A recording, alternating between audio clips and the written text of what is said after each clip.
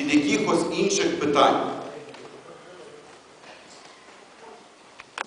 Це йде вже, по-моєму, 5-й або 6-й день після того, коли була вкинута граната. Реакції нуль. Міський голова записав відеозвернення, яке є розміщене на нашому інтернет-ресурсі. Я звертаюся зараз до вас, колеги-депутати. Ми не маємо стояти осторонь тої події, яка відбулася.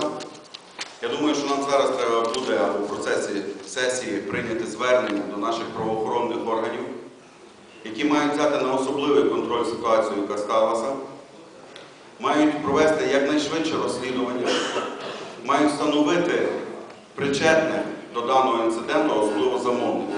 Як завжди ми розуміємо, виконавець – це є пішка в шахматній партії.